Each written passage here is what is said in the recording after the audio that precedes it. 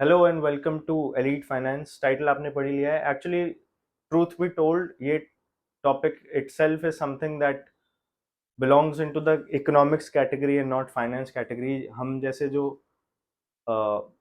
Actual finance professionals हैं, I do not say actual, I do not want to say actual in the sense कि economics professionals are not actual finance professionals, but essentially we are more practical finance professionals जो investments करते हैं या करवाते हैं, versus economists जो policy level पे और मैक्रो इकोनॉमिक कंसेप्चुअल लेवल पे चीज़ों को देखते हैं, and of course actions are taken on the basis of that by countries and their central banks and so on.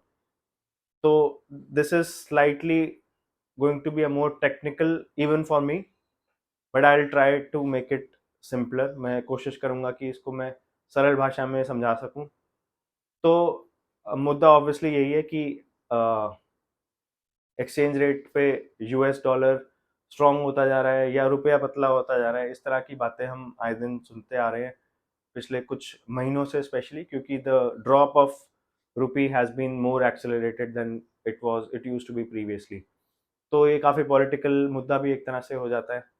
तो इस पे हम आज चर्चा करके हम समझने की कोशिश करेंगे कि इसके क्या फैक्टर्स होते हैं, what drives such a change in currency rates, what exactly is currency rate, how it is determined, and whether this furor about it justified, and if so, to what extent, and the reasons behind that furor also.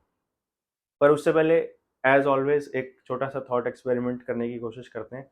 मान लीजिए कि आप एक नई दुकान खोलते हैं जिसमें आप छोले भटूरे बेचेंगे, and because you do not have a reputation of a good हलवाई, तो driving demand is your biggest challenge.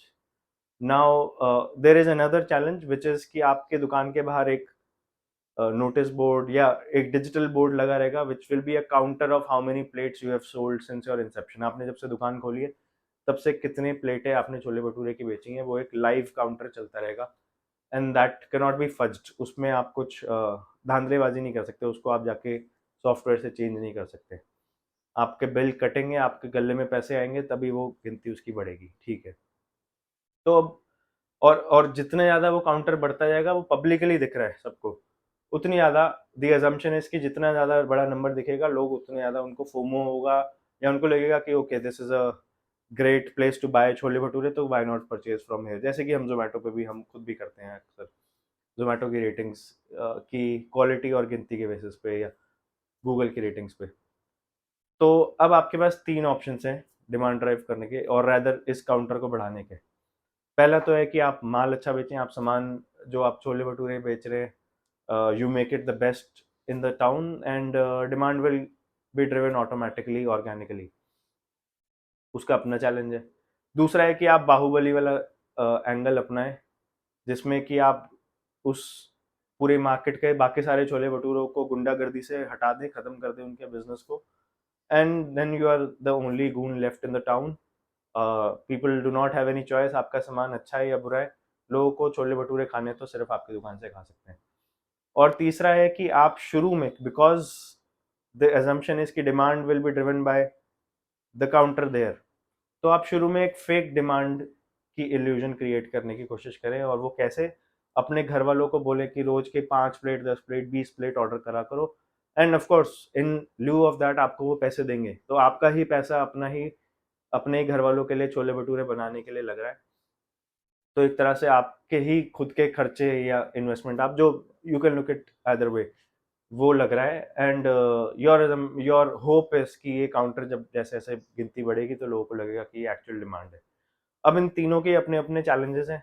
सबसे पहले वाले का ऑप्शन, ऑब्वियसली ऑप्शन वन का चैलेंज ये है कि आपका प्रोडक्ट, ठीक है, अच्छा बनाना है खुद में मुश्किल है, और उसको to get it out to the market is also difficult.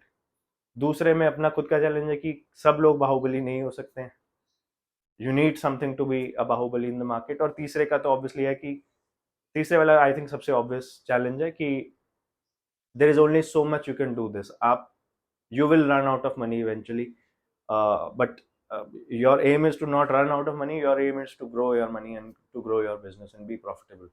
तो अपने अपने चैलेंजेस है। इस थॉट एक्सपेरिमेंट को over the course of this video हम I will allude to these, I will talk about these as we go along। तो टॉपिक में घुसते हैं, विच इज बेसिक्स की बात करते हैं। What is an exchange rate? I think that's very simple, clear, and I think most of you might already be aware of that. Currency exchange rate is basically, अगर मैं दो currencies ले रहा हूँ, उसमें से एक खरीदने के बदले में मुझे दूसरी वाली कितनी देनी पड़ेगी। तो अगर मुझे डॉलर चाहिए, तो मुझे आज की रेट में $1 खरीदने के लिए 86.5, आई थिंक 86.5 रुपीज़ देने पड़ेंगे। एंड बाकी किसी भी करेंसी को मैं देखूंगा तो कोई दिरहम है, आई थिंक 20-22 रुपए का। तो that is the exchange rate, that simple fundamental. दूसरा फंडामेंटल है कि ठीक है, ये एक्सचेंज रेट है, but why does it keep changing, and in dollars case why does it keep grow, in the sense कि $1 हमेशा महंगा क्यों होता रहता है, विच इनडायरेक्टली मीन्स कि रुपया डॉलर के मुकाबले कमजोर क्यों होता रहता है। Historically we have always seen that in a straight line, और not exactly straight line, but at least a growing chart. अगर आप आज की डेट में गूगल पे सर्च करेंगे यूएसडी टू आईएनआर, तो वो एक ज़माने में 50 का होता था, आज से 10-12 साल पहले। आज हम 87 को टच करने वाले हैं। तो ये फ्लक्चुएशन क्यों होता है? तो इस फंडामेंटल के पे पहले घुसते हैं। तो इसमें जो एक सबसे बेसिक रीज़न है, जो कि एक टेक्स्ट बुक रीज़न आप बोल सकते हो, एक मैथमेटिकल रीज़न, या एक मैक्रो इकोनॉमिक की किताब का रीज़न है, जो कि ऑब्वियसली रियल लाइफ में भी प्ले आउट करता है, but in reality things are much more than what they are in the textbooks. पहले टेक्स्ट बुक वाला समझते हैं, इसको इंट्यूटिवली समझते हैं। इसका long story short, it is because of the inflation differential between the two countries. मतलब मान लेते हैं कि सेम चीज़ है जो इंडिया में भी मिल रही है और यूएस में भी मिल रही है, और इसमें ये कितनी आसानी से मिल रही है, मुश्किल से मिल रही है, उसको हम अभी नहीं मद्देनजर रखते हैं। We do not consider that. So let's say 1 kilo कोई दाल है, वो यहाँ पर 87 रुपए की मिल रही है, और वहाँ पर सेम दाल, और हम इसमें लाइक आई सेड हम ये नहीं घुसाएंगे कि यहाँ पर बनाने में कितना, how easy it is to source that dal in India versus US. वो हम नहीं करेंगे, as economist usually have on their side everything else remaining constant, ceteris paribus, उसको लेकर हम चलते हैं, सिर्फ एक चीज को लेकर चलेंगे, इन्फ्लेशन। तो आज 87 रुपए की 1 किलो दाल यहाँ मिलती है और $1 की वहां पर मिलती है। तो सेम चीज मुझे $1 में वहां पर मिल रही है, 87 में यहाँ, तो 87 रुपए का $1 हो गया। अब US being a developed economy, उनकी इन्फ्लेशन रेट हमसे कम है और हमारी इन्फ्लेशन रेट ज़्यादा है। तो आई थिंक इन्फ्लेशन रेट, एक सिंपल राउंड ऑफ फिगर कर लेते हैं, यूएस की 3% के आसपास और इंडिया की 5% के आसपास। सो 2 परसेंटेज पॉइंट्स का डिफरेंशियल है। तो यहाँ पर 87 वाली दाल हो गई लगभग ₹4.5 और महंगी। So we are at 91 rupees. एक साल बाद अगर मैं 5% का इन्फ्लेशन रेट लेके चलता हूँ, तो यही दाल मुझे यहाँ पे 91 रुपए की आज से एक साल बाद मिलेगी, और वहाँ पे 3% का है, तो वहाँ पे $1.03 का मिलेगा। अब अगर मैं इसको डिवाइड करता हूँ, 87/1 वॉज 87 रुपीज पर डॉलर, और अब मैं यहाँ पर 91/1.03 करता हूँ, तो मैं करीब करीब 88.3 रुपीज पर डॉलर पे आ जाऊंगा मैं। विच मीन्स कि जस्ट बाय द फैक्ट कि हमारी इन्फ्लेशन यूएस की इन्फ्लेशन से ज़्यादा तेज है और लगभग 2 परसेंटेज पॉइंट्स का डिफरेंशियल है, हमारा जो रुपया है डॉलर के मुकाबले, या डॉलर जो है रुपये के मुकाबले, वो महंगा हो गया है और रुपया जो है सस्ता हो गया। And that factor is also usually around that, जो आपका डिफरेंशियल है उतने से ही, अगर आप कैलकुलेट करेंगे 87 से 88 रुपीज़ कितना परसेंटेज बैठता है, तो वो 2% के आसपास ही आई थिंक बैठेगा। So that's how, that's the reason behind. और हिस्टोरिकली हमने देखा है कि यूएस की इन्फ्लेशन रेट इंडिया के इन्फ्लेशन रेट से कम रहा है, विच इज़ वाई एक सिंगल यूनिडायरेक्शनल हमें दिखा है the change in the exchange rate of US dollar and INR. ठीक है, ये तो रही टेक्स्ट बुक डेफिनेशन। लेकिन प्रैक्टिकल लाइफ में there are things on top of that, there are layers of actions taken on top of this inflation differential which impact the exchange rate. वो क्या है, उसमें घुसने से पहले मैं आपको मैक्रो इकोनॉमिक्स का एक तरह से मैं एक सार बता देता हूँ कि ये 3 रेट आपको हमेशा हर जगह पे दिखेंगे, they come into picture in macro economics everywhere. पहला है किसी भी कंट्री का growth rate which is GDP growth rate, real GDP growth rate. दूसरा है इन्फ्लेशन रेट, और तीसरा है इंटरेस्ट रेट्स। इंटरेस्ट रेट मतलब बेंचमार्क इंटरेस्ट रेट, जिस रेट पे उस कंट्री का सेंट्रल बैंक लेंड करता है। ठीक है, तो ये 3 कॉन्सेप्ट आपने समझ लिए, इंटरेस्ट रेट, इन्फ्लेशन रेट और जीडीपी ग्रोथ रेट। और ये तीनों फैक्टर्स जो हैं, as we go in the video and whatever whenever you look at macroeconomics, आप ये समझेंगे कि ये तीनों जो हैं इंडिपेंडेंटली कभी भी नहीं चलते हैं। These work in tandem with each other. एक से दूसरा इम्पैक्ट होता है, दूसरे से तीसरा, तीसरे से पहला, पहले से तीसरा, तीसरे से दूसरा, and so on and so fourth, एक दूसरे को इम्पैक्ट करते रहते हैं। और एक तरह से एक ये साइकिल आप समझ सकते हैं कि एक की वजह से दूसरा इम्पैक्ट होगा तो कुछ बढ़ेगा, दूसरे की वजह से पहला घटेगा, and so on and so forth. वो कैसे होगा, I will get into the specifics of that, but just know that these 3 factors are very important and key to anything macroeconomics, and of course exchange rate is part of macroeconomics। ठीक है, तो हम शुरू करते हैं inflation से। किसी भी ग्रोइंग कंट्री के लिए यूजुअली एक लेवल ऑफ इन्फ्लेशन चाहिए होता है, और it is also healthy. It's not like it's like, अगर हम एक इंसान की एनालॉजी लें तो भागना दौड़ना अच्छा होता है, बट एक उम्र तक, एक उम्र के बाद में उसको कम करना, एक लेवल से नीचे भी करना बहुत कम होता है। Like if you become sedentary, you don't walk at all, that is also not good. और आप एक उम्र के बाद अगर आप बहुत ज़्यादा भागा दौड़ी कर रहे हैं, that is also not usually the case, usually it's not great। तो it changes as economies, inflation की मैं बात कर रहा हूँ, it changes as economies get mature or as they grow, and depending on their level of growth। हम अभी developing economies हैं, चाइना, यूएस, वेस्टर्न यूरोप, ये डेवलप्ड इकोनॉमीज हैं। तो हमारे inflation differential usually as a thumb rule आप समझ सकते हैं कि जितनी ज़्यादा डेवलप्ड इकोनॉमी होगी उसका यूजुअली इन्फ्लेशन रेट कम रहेगा। और एक डेवलपिंग इकोनॉमी स्पेशली जहाँ पर पॉपुलेशन ग्रोथ भी हमारी उनसे ज़्यादा है, तो हमारा इन्फ्लेशन रेट ज़्यादा रहेगा। अब इसका क्या कारण है?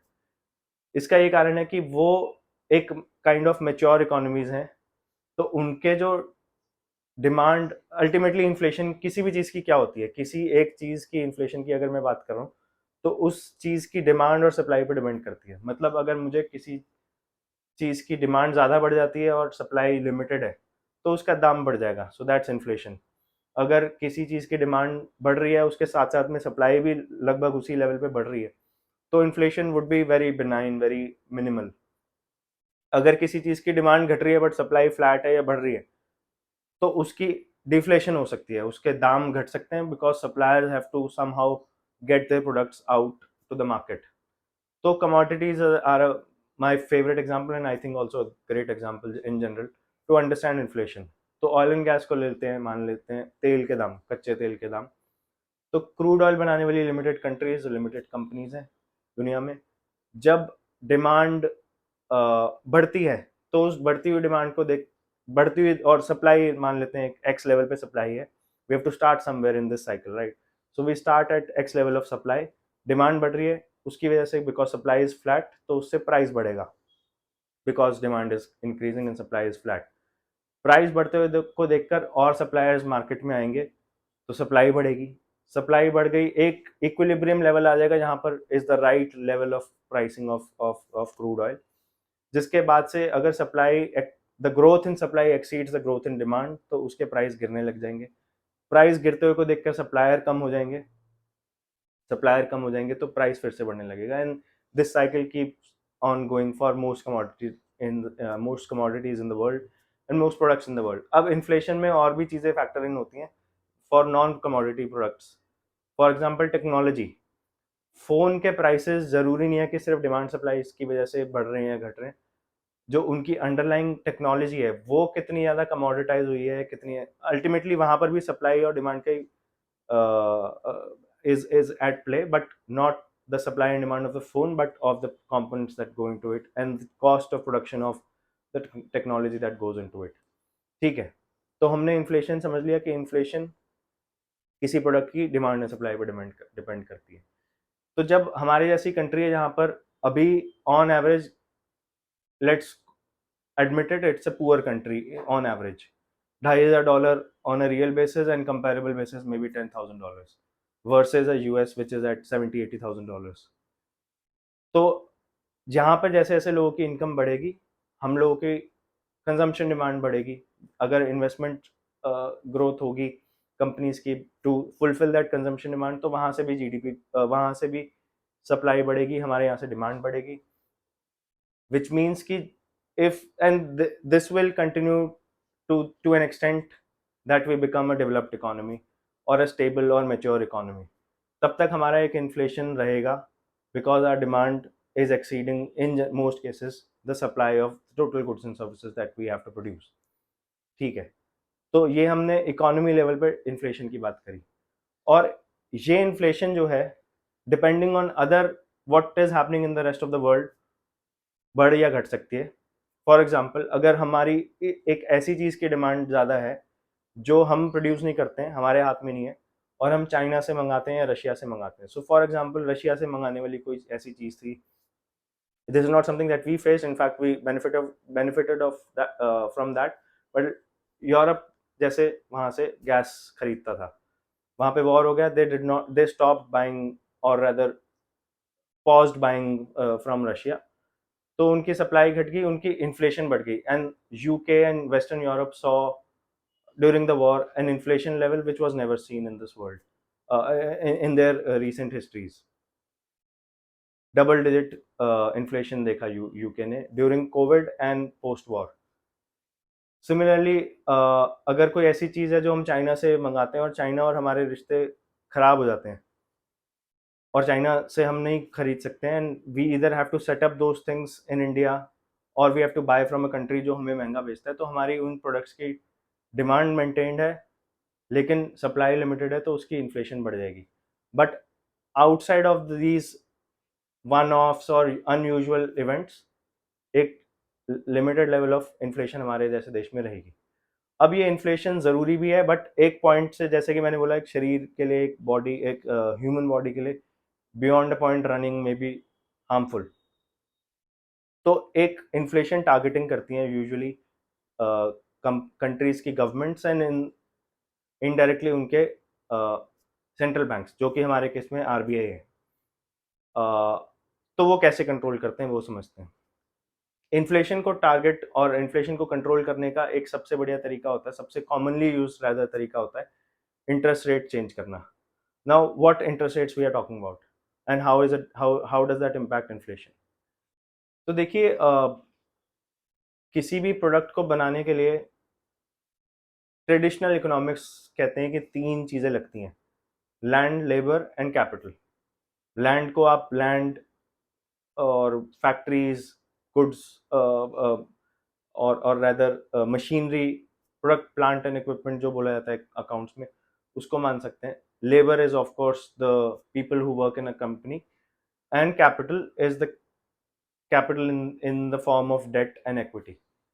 तो लैंड और लेबर के प्राइसेस तो कंट्रोल सरकार नहीं कर सकती, आरबीआई नहीं कर सकती। आरबीआई के हाथ में कैश और रादर द कैपिटल। तो कैपिटल की supply which is the monetary policy, जो आपने कभी कभार शायद अखबारों में या अपनी पढ़ाई में पढ़ा होगा। सो मॉनेटरी पॉलिसी आरबीआई के कंट्रोल में होती है, मीनिंग कि अगर वो कैपिटल की सप्लाई बढ़ा सकते हैं, अगर वो कैपिटल की सप्लाई बढ़ा देते हैं, तो कैपिटल की price which is the interest rate of capital और द कॉस्ट ऑफ कैपिटल, वो कम हो जाएगा। अगर उसकी सप्लाई को कर्ब करते हैं, कम करते हैं, तो उसका cost of capital which is the interest rate बढ़ जाएगा। और रैदर मैं इसको उल्टा बोलूं, तो अगर आरबीआई डिसाइड करता है कि कैपिटल की सप्लाई को घटाना है, तो मैं इंटरेस्ट रेट बढ़ा दूंगा। Now how does that work? इसको आप दो तरह से विजुअलाइज कर सकते हैं। एक ये कि आरबीआई एसेंशियली सेज कि एक रेपो रेट होता है which is the rate, interest rate at which RBI will lend to commercial banks, और कि आरबीआई जो रेपो रेट सेट करता है उसके बेसिस पे कुछ स्प्रेड लगाकर हमारे सेविंग्स का इंटरेस्ट रेट, एफडी का इंटरेस्ट रेट और बोरोइंग का इंटरेस्ट रेट सेट होता है। फॉर एग्जांपल, रेपो रेट 6.5% है, तो सेविंग का एफडी का इंटरेस्ट रेट लगभग 6.5-7% रहेगा, और बोरोइंग का इंटरेस्ट रेट लेट से 10-11% रहेगा, depending on what you are borrowing for. So there is a spread on top of 6.5%. तो अगर ये 6.5% 7% कर देता है आरबीआई रेपो रेट, तो सिमिलरली एफडी का रेट बढ़ जाएगा और बोरोइंग का इंटरेस्ट लेन, अगर आप लोन लेने जा रहे हो तो उसका इंटरेस्ट रेट बढ़ जाएगा. विच मीन्स अगर मैं दो एंगल से इसको देखूं, तो एक तो मेरी प्रोपेंसिटी टू सेव बढ़ जाएगी, क्योंकि मुझे सेविंग में और रैदर एफडी में मुझे ज़्यादा इंटरेस्ट रेट मिल रहा है, तो I am being incentivised to save rather than spend. और दूसरे एंगल से भी सेम कहानी है कि अगर मुझे कुछ बोरोइंग बेस्ड परचेज करनी है, बोरोइंग बेस्ड एक्सपेंडिचर करना है, मुझे कार खरीदनी है, तो I am being disincentivised to do so, क्योंकि मेरा बोरोइंग रेट बढ़ गया है, 10% से 11% बढ़ गया है, या 11% से 12% बढ़ गया है, तो my likelihood of taking that loan is reducing. तो ये इससे क्या अल्टीमेटली इन दोनों चीजों से क्या होगा कि मार्केट में डिमांड घटेगी.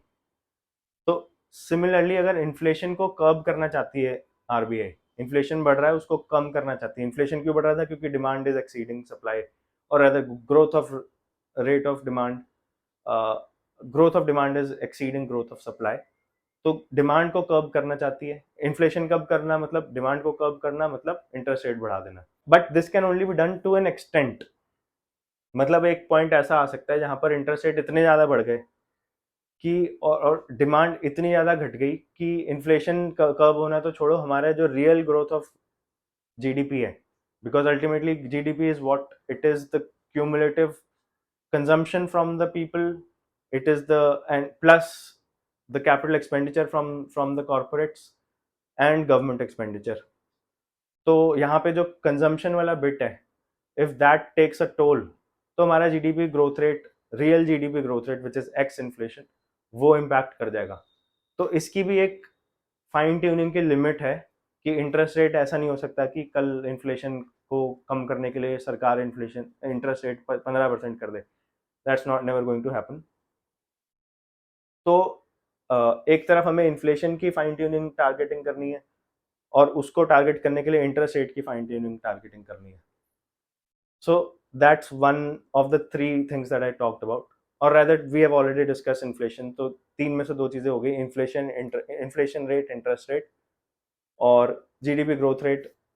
Also in a way I think I've covered कि you do not want both politically and generally your real inflation rate to go below a certain level. जैसे कि अभी हमने देखा कि सरकार को लगा था, आरबीआई को लगा था कि 7.2% का ग्रोथ रेट होगा, but we the actual numbers are really landing up at around 6.5, between 6.5%. So that's not good for of course the growth of the country, and also for the government in power. तो ये fine tuning का खेल चलता रहता है RBI की तरफ से between managing inflation and managing interest rate. तो अब इस सब में एक्सचेंज रेट कैसे आएगा, कहाँ पर आएगा? बहुत बढ़िया सवाल.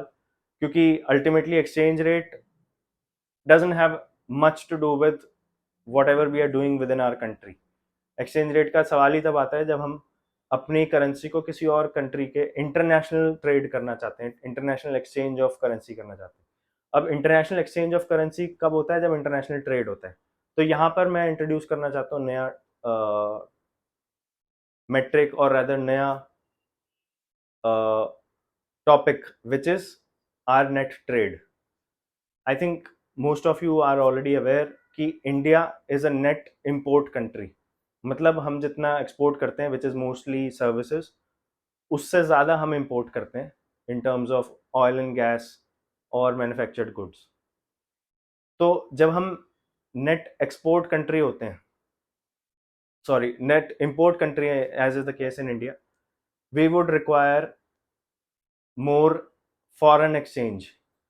तो यहाँ पर दो कॉन्सेप्ट आते हैं. फॉरेन एक्सचेंज रिजर्व्स, विच जो हमारी आरबीआई या किसी भी कंट्री की सेंट्रल बैंक मेंटेन करके रखता है, क्योंकि we know for the foreseeable future हम नेट इम्पोर्ट कंट्री रहेंगे, तो it's always good to maintain a reserve of the currency जो जिसमें हम खर्चा करेंगे, which in most cases across the world and in our case also is USD. तो यहाँ पर आता है जो हमारा शुरू में हमने थॉट एक्सपेरिमेंट करा था, उसमें जो बाहुबली वाला जो बंदा था वो है अपना यूएस। यूएस दुनिया का बाहुबली गुंडा है। वो इनडायरेक्टली और डायरेक्टली, ऑर्गेनिकली एंड इनऑर्गेनिकली ये इंश्योर करता है कि dollar continues to be the currency of the world. तो जैसे कि क्योंकि they export technology, they export a lot of goods and services across the world, and they have the largest share in the global GDP. They are the world power in defense also। तो वो उनका हर तरीके से गुंडागर्दी चलती है। और अब ट्रम्प के अंडर तो वर्बली वोकली भी उसने बोल दिया कि खबरदार आप लोगों ने ब्रिक्स की कोई अपनी अपनी currency, even if you want to trade between, let's say I want to, India wants to trade with Saudi Arabia, जो कि आई थिंक हमने करने की कोशिश करी है। We should ideally be trading between AEDs and INRs, but US का रहता है कि ब्रिक्स कंट्रीज जो हैं तुमने अपनी करेंसी निकालने की कोशिश करी तो खबरदार, मैं बहुत सारे टैरिफ्स लगा दूंगा which will be very expensive for you. तो वो गुंडागर्दी के तरीके से वो अपना दबदबा चलाना चाहता है। So why am I talking about this दबदबा in this case? Because the second reason, the second, एक हमने इन्फ्लेशन देखा जिसकी वजह से the inflation differential determines the exchange rate changes.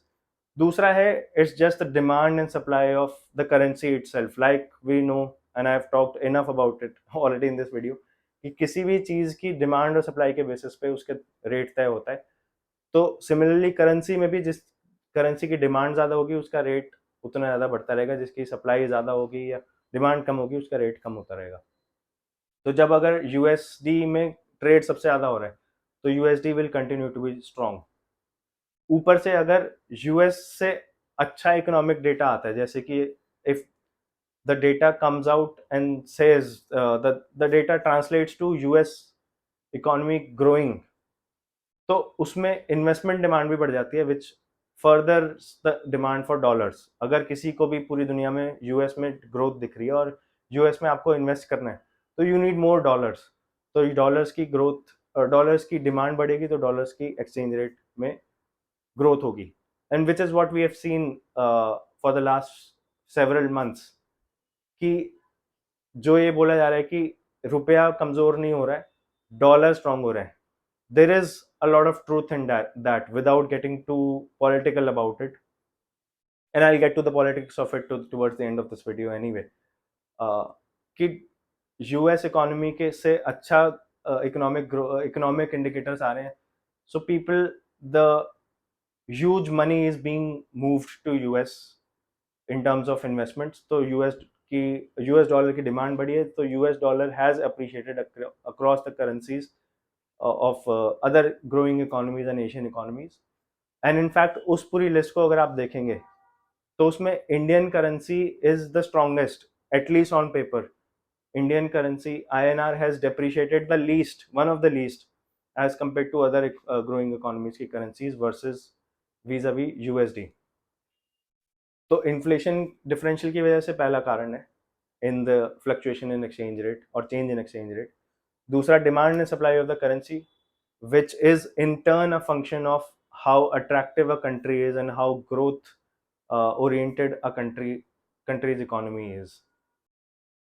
तो अगर यूएस अट्रैक्टिव हो रहा है because of its growth prospects, तो इंडिया को then the government and the central bank of the country should aim to grow the economy of the country of India to attract more INR demand। तो उसको करने के लिए क्या करेगी सरकार? इंटरेस्ट रेट घटाएगी, क्योंकि as we have known earlier in this video, interest rate घटाने से डिमांड इंड्यूस होता है, which will lead to growth in the economy. तो क्या हम इंटरेस्ट रेट घटा के वो कर सकते हैं? ठीक है, इंटरेस्ट रेट हमने घटा दिया, ग्रोथ इंड्यूस हो गया, we turn into a more prosperous real GDP growth rate economy. But उससे एक साइड इफेक्ट ये हो जाता है कि रुपए की जो डिमांड है वो सिर्फ इंटर कंट्री ट्रेड की वजह से नहीं ऊपर नीचे होती है, उसकी डिमांड इन्वेस्टमेंट से भी होती है, जैसे कि हमने यूएस के केस में देखा, lot of money has moved, investment money has moved into US over the last several quarters. तो इंडिया की जो इन्वेस्टमेंट होगी वो that will become less attractive because interest rate कम हो गया, buying rupees and investing in rupee assets will become less attractive because interest rates कम कर दिए गए हैं, which means the demand for rupee will go down. तो जो हमने शुरू किया था करेंसी को कंट्रोल करने के लिए, हमने कहा कि ठीक है करेंसी इसलिए घट रही है क्योंकि हमारी ग्रोथ रेट कम हो गया, तो ग्रोथ रेट घटाने के लिए इंटरेस्ट रेट घटा दो, लेकिन इंटरेस्ट रेट घटाने से we become less attractive an investment avenue which leads to lesser demand for INR, which ultimately leads to a weaker rupee। तो जिस प्रॉब्लम से हम शुरू हुए थे हम वापस उसी प्रॉब्लम पे आ गए।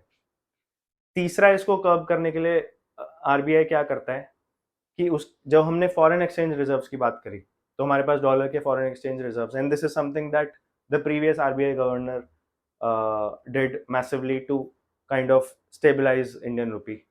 वो ये था कि हमारे मल्टीपल बिलियंस ऑफ डॉलर्स के यूएसडी रिजर्व्स हैं, तो over the period of time अगर RBI starts to sell its USD reserves in exchange for rupees, तो उससे क्या होता है कि एक तरह से आप रुपए की सप्लाई कम कर रहे हो because you are increasing the demand and you are increasing you are buying rupees, और आप साथ ही साथ डॉलर को डंप कर रहे हो। तो जैसे कि हम स्टॉक्स में भी देखते हैं, stock is dumped into the market, उसका प्राइस गोज डाउन, तो आप वो कोशिश कर रहे हो कि आप डॉलर बेच के रुपए खरीद के रुपए को स्ट्रॉन्ग और डॉलर को कमजोर करोगे, बट उसमें प्रॉब्लम, और उससे हुआ भी है कुछ हद तक, रुपए को स्टेबलाइज करने की कोशिश करी है like I said by reducing our dollar reserves, but उसमें काफी सारी प्रॉब्लम्स हैं। पहली प्रॉब्लम तो ये है कि आप इंडिया हो, इंडिया की टोटल जीडीपी में हिस्सा ही बहुत कम है, विच मीन्स कि हमारे रिजर्व्स में भी बहुत as a total dollars in the world हमारे reserves are only a very very small percentage. तो even if you sell all of your reserves, there is enough and plenty dollars out there in the market to and buyers out there in the market to absorb all that demand or all that dumping that you might want to do। दूसरा side effect, negative side effect ये होता है, तो मतलब there is only so much you can do this essentially, and your dollar reserves are also very limited। So one, they are small, two, there is enough demand, and three, they are limited these reserves। दूसरा ये हो जाता है कि जब आप रुपया खरीद रहे हो, तो ultimately it is the commercial banks of the country of India जिनसे आप रुपया खींच रहे हो। So that rupee that was suppose to be lent to businesses and consumers to grow their production and to grow their consumption, वो उनके पास बचा ही नहीं, because every bank has a certain limit based on their bank book and other reserves and ratios जो कि RBI ने तय करें to lent to, मतलब एक तरह से उनके जो घड़े में से रुपए आप उसको निकाल रहे हो यू एज एन आरबीआई, तो वो लेंड कैसे करेंगे? अगर लेंड नहीं करेंगे तो प्रोडक्शन कैसे होगी, कैपेक्स कैसे होगा और कंजम्पशन कैसे होगी? सो आप चले थे रुपए को बचाने के लिए, बट उससे आपने लिक्विडिटी क्रंच कर दिया ऑफ रुपया टू बी लेंट, जिससे आपने कंजम्पशन और प्रोडक्शन इन अ सेंस आपने जीडीपी को ही ग्रो होने से रोक लिया। तो again you fall into that problem कि आप चले थे रुपए को बचाने, बट अल्टीमेटली घूम फिर के रुपए का नुकसान होगा because your economy is not able to grow as quick as robustly as it should और इट कैन। तो ये दो प्रॉब्लम में आप आ जाते हो अगर आप ये रिजर्व्स वाला खेल करना चाहते हो। तो जो हमने शुरू में थॉट एक्सपेरिमेंट करा था उसमें आप ये तीसरे वाले एग्जाम्पल हो कि आप अपने आर्टिफिशियल डिमांड, क्योंकि दुनिया को दिख रहा है कि डॉलर थोड़ा सा कमजोर हो गया रुपए के मुकाबले कुछ महीने कुछ हफ्तों के लिए, तो आप आर्टिफिशियल डिमांड क्रिएट कर रहे हो अपने खुद के ही लोगों को, अपने खुद की फैमिली से छोले भटूरे खरीद खरीद के देने के लिए, but as we knew there is only so much you can do of this circusry, which we have seen नए आरबीआई गवर्नर के under that policy is now taking a pivot. We are not doing as much dollar reserve selling as we used to do under the previous regime, or rather under the previous RBI governor। There is one country in this world जो similar situation में हुआ करती थी, but they followed first experiment from our thought experiment, which is creating a product that is so good that there is demand for it, and that in this case is going to be China. ना वो दादागिरी कर पा रहे, और at least पिछले कई सालों में उन्होंने नहीं करी, अब कुछ हद तक कर सकते हैं ना। उन्होंने आर्टिफिशियल डिमांड करने की ढोंग रचाया, उन्होंने अपने प्रोडक्ट को इतना बढ़िया बना दिया, मीनिंग कि उन्होंने they became export oriented country. तो जब आप एक्सपोर्ट करते हो, लोगों को आपसे खरीदना है और आपकी करेंसी युआन है, CNY, चाइनीज युआन है, तो people would have to buy Chinese yuan, meaning the demand for your currency goes up and hence the value of your currency goes up, which is why you will see अगर आप USD to INR करोगे तो वो एक straight एक upwards sloping chart है, और अगर आप CNY to USD करोगे तो वो, और rather USD to CNY करोगे तो it's a downward sloping but also fluctuating chart, meaning कि the power dynamic between China and US have been up and down and not just one way traffic like India and US. तो आपके पास ये तीन option थे, US ने दादागिरी करी, India ने कुछ हद तक ये अपने ही काइंड ऑफ पैर पे कुल्हाड़ी या अपने ही रिश्तेदारों को नकली डिमांड दिखाने की कोशिश करी, और चाइना ने एक्चुअली ऑर्गेनिक ग्रोथ अपने छोले भटूरे की करने की कोशिश करी। तो इस सवाल आता है कि हम ये ट्रिकरी करते क्यों हैं, विच is the crux of the very idea of me making this video. उसमें मेरा मन ये टेक्निकलिटी समझाने से ज़्यादा इस चीज़ पे चर्चा करना था कि क्या मजबूरी है RBI की ये सब करने की। तो भाई मजबूरी सिंपल ये है कि जब आज की जो गवर्नमेंट है वो जब ऑपोजिशन में थे तो उनका वन ऑफ द टारगेट्स होता था, when they used to target the then government, वो कहते थे कि रुपया पतला होता जा रहा है, देखिए कितनी, and it somehow became in our country a symbol of rupee depreciation became a symbol of worse of economy. But as we have seen, it's not that simple. तो जब आपने when you are talking about a mass population, 100 crore लोगों को आपको समझाना है, 150 करोड़ लोगों को कोई आइडिया समझाना है, you do not have, मैं 38 मिनट से बोल रहा हूँ, you do not have enough time and people do not have enough attention to understand the nuances of what you are trying to say. तो आप एक वन लाइन नैरेटिव निकाल देते हो which is very visible in front of everyone कि रुपया पतला होता जा रहा है, मीनिंग कि सरकार को इकोनॉमी चलानी नहीं आती है। तो ये जो इक्वेशन है ये गलत है, it's a false narrative. But when you, the beauty about that is, और rather the side effect of that is, when you come to the power, then the opposition which was the government at when you were the opposition, now they will target you saying the same thing कि हमारे time पर तो 40 से 50 तक ही गया, 60 तक ही गया, आपके टाइम पर 60 से 90 चला गया, 50% गिरने वाला है। तो now you are getting to taste the medicine, जो भी कहावत है, मैं कहावत भूल रहा हूँ, now you are getting a taste of your own medicine, yes. तो वो that is unfortunate, but as we have seen from this government, and I have no favorites, or maybe I do have favorites but I don't want to talk about that in this video. तो अगर इस सरकार ने so called bold कदम लेने की हिम्मत करी है, तो I think now it is about time to let this dollar rupee debate go to the dustbin. अगर सरकार के पास इतनी ज़्यादा बहुमत है, यस क्लियर मेजोरिटी नहीं है in the third regime, but still they are very strong and very popular. This is a very popular government and people support them in their so called bold moves. They have supported them in the past. तो अब खुल के आके बोलना चाहिए कि भाई we are a growing economy and in fact having a depreciating rupee is beneficial if we, you know, eventually become an export oriented economy also, like we aspire to become like China. तो actually exporters के लिए depreciating dollar is depreciating rupee is great. I at one point in for majority of my career used to earn a big chunk of my salary or bonuses in dollars. So I was an export service provider, so to say, in my job, and I used to enjoy the depreciating rupee. Not to have any nationalistic again, यहाँ पर इस video को बनाने का मेरा ये भी एक रीजन है कि इस इकोनॉमिक्स को नेशनलिज्म से जोड़ने की जो बीमारी है सरकारों की, ऑपोजिशंस की, ये खत्म हो जानी चाहिए। but I'm sure they have, I can understand they have their own compulsions of explaining difficult topics to a population of 1.5 billion people in easier bite-sized headlines. तो ठीक है, मैं उम्मीद कर सकता हूँ. इनफैक्ट एक पब्लिक में ये तो परसेप्शन है ही है, दूसरा परसेप्शन ये भी है कि क्योंकि हम नेट इंपोर्ट इकोनॉमी है, तो डॉलर मजबूत होने से, रुपया कमज़ोर होने से हमारी इन्फ्लेशन बढ़ जाएगी, क्योंकि हम काफ़ी सारी चीज़ें, बड़े सारे important goods like oil and gas, like crude oil, like technology components और रेदर हार्डवेयर, हम ये चीज़ें इंपोर्ट करते हैं.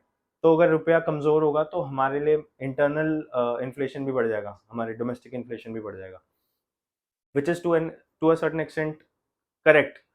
But let the importer companies decide on their hedging policies.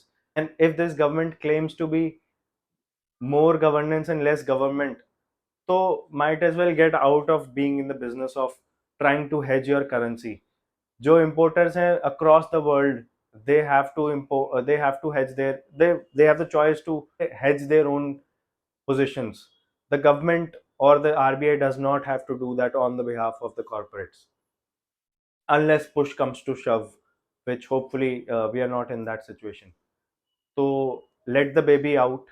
In fact एक इंडेक्स होता है यूएस डॉलर इंडेक्स, जिसमें इट ट्राइज टू एस्टिमेट कि हाँ ठीक है, अलग अलग कंट्रीज ने, उनके सेंट्रल बैंक्स ने अपनी अपनी करेंसीज को प्रोटेक्ट करने की कोशिश करी है, but in real terms how appreciated और depreciated that currency should be. तो वो आईएनआर के लिए 109% पे है, which means if left on its own, INR still has 9% more depreciation to grow right now, even today. So we might be looking at like a 97, 98 level, if that is to be done, and which is fine. Hopefully, that is clear from my video why that is fine. And so I think it's time to let the baby grow on its own. Let the and RBI, like most other central banks, उनको सिर्फ interest rate targeting पे focus करना चाहिए, inflation targeting पे focus करना चाहिए, ना कि करेंसी को के साथ खिलवाड़ और करेंसी को प्रोटेक्ट करने की कोशिश करनी चाहिए. Let the corporates, let the actual demand and supply take its own course, and people will hedge. Companies will hedge their own positions. Companies actually already do hedge their positions in currencies, commodities across the world, and also in India. Let them have that flexibility. और video के and तक बने रहने वालों के लिए एक छोटी सी क्लिप मैं एडिशनली डाल रहा हूँ. पहली तो इट्स एन अपडेट कि जो मैंने सारा वीडियो शूट किया था दैट वाज ऑन 1 तब तब डॉलर 86.5 रुपये पे था. But now when I am uploading this video on 6 rupee has already depreciated to 87.5 और नियर अबाउट दैट.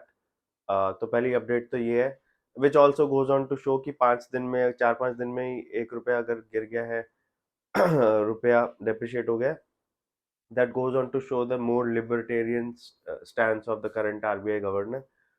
और दूसरा, more importantly I would say, is when I showed this 40-minute video to my wife, she quoted the greatest philosopher of our time, which is Puneet Superstar, and she asked me what he often asks कि इसमें मेरा क्या फ़ायदा. तो उसमें फ़ायदे का मैं आपको बताता हूँ, but of course please don't take this as investment advice, do your own research. And that is one commodity, and that's also kind of a hedge commodity that tends to appreciate with rupee depreciating versus dollar, is gold. And you can check how the gold prices have moved just in the last 1 month. I think they are already in double digits for year to date 2025 in less than 50 days. So, and the reason behind that is, of course, gold ki apni demand and so on. Those are all reasons good enough, but the technical factor which plays into that is कि gold is a global commodity and it is quoted in dollars globally. तो जब रुपया depreciate कर रहा है gold और rather USD appreciate कर रहा है वर्सेस रुपी, तो रुपए टर्म्स में गोल्ड की वैल्यू एटलीस्ट उस डेप्रिशिएटेड नंबर से तो बढ़ेगी बढ़ेगी, and of course there's other demand and supply factors that come into picture. So maybe you can check that out, but of course, again, this is not an investment recommendation. I am not eligible to give any investment recommendation on a certainly not a portal like this. Hopefully this was a valuable video. uh, Please let me know in the comments आपको ये video कैसा लगा. You were listening to Kunal. Thank you. Bye.